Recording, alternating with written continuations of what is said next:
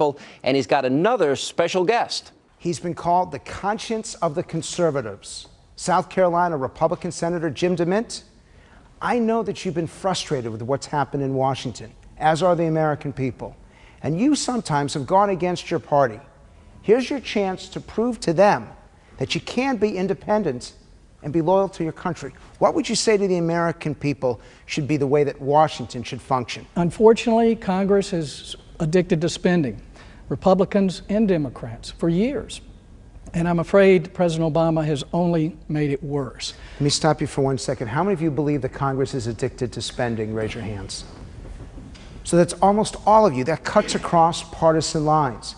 Second question, how many of you are optimists when it comes to the country? Raise your hands.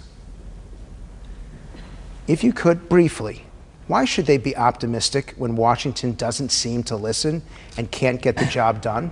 Well, Washington's not America, okay? 50? And the government is not our country. Now, it can hurt our country or help our country, but it cannot make us, because our country was well made before we even had our government, and we were free, and those principles of personal responsibility and free markets, those things were at work and have been at work. But as the government grows, it slows those things down to the point where we've got over $14 trillion in debt today, and that number's too big to mean anything to any of us, except that everyone knows that you can't keep spending more than you're bringing in. And we're on that course right now, and all the budgets that have been presented by the president continue to grow that line up more and more. And we're going to lose our country unless we stop spending more than we're bringing in. So there's only one solution, let me mention that. Very quickly.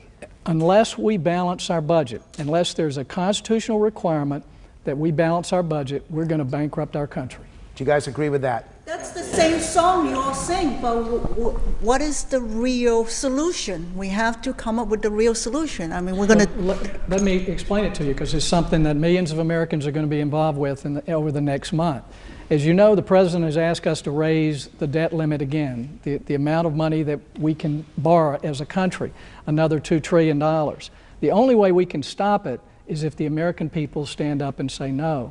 And there are dozens and dozens of grassroots groups who I've been talking to who are going to force members of Congress, House and the Senate, as well as presidential candidates, to sign a pledge to cut spending immediately, to cap spending rates over the next several years to bring us to balance, and to actually pass a constitutional amendment and send it to the states for ratification. That's our strategy. If we don't do that, there is no other plan on the table that's going to stop us from bankrupting our country. Do you like that strategy, yes or no? Yes. Who likes it? Raise your hands if you like it.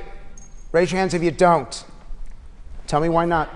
But Senator, how can you balance the budget without raising taxes, without generating revenue? It seems really odd to me that all I hear is cutting taxes. Yes, that's a good soundbite, but I think somewhere you're going to have to generate revenue somewhere. So why not allow the top 1% to pay a little more in taxes? You're nodding your head no. When was the last time you got a job from a poor person? When was the last time? You agree? Yeah. I agree with that. Yeah. Go ahead. I think that, you know, it really isn't the rich people that create the jobs. It's corporations that create the jobs. And you still have 1% that's generating all the revenue, and they're not giving it back and that 1% to the government. buys things. They do. No, they spend. they're not buying anything. They're saving it. You would have repealed the Bush taxes. It's absolutely absurd that the top 1% should get that tax break that was put on under the Bush administration. It was put in temporarily. It was supposed to expire. You should have let it expire. Okay, no, everyone let me finish. at 50. Everyone at 50. Start reacting to the senator. Sometimes we don't want to listen to the facts, and I'm not a rich person. Probably will never be if I keep the current job I have. But 10% of Americans pay about 70% of the total taxes right now, and they pay at the highest rate in the world. Okay, we don't really have a revenue problem. More money's coming in the government than ever. But now the federal government's trying to do everything. It's trying to run... Go to any European country and look what they pay for taxes. Believe me, I was looking at the statistics today, and what some folks will try to say, the average rate in America is lower. But over half of Americans pay no federal income tax. So there's a very few that pay all of them. Now, let me just make one more point. If you could take more money from Bill Gates and the rich and bring it here and it would actually help people, I'd be on your side. But all the evidence is every time we bring more money in here and grow government, it's just more cash for clunkers programs that waste people's money.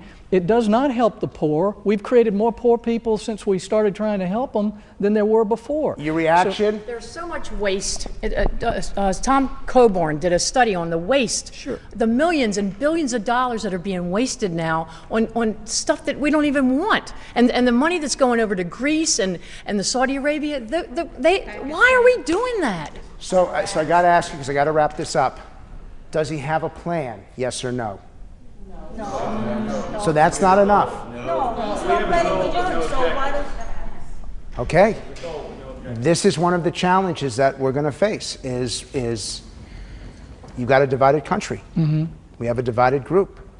Is it possible for all of us to agree on anything? That I'm not sure.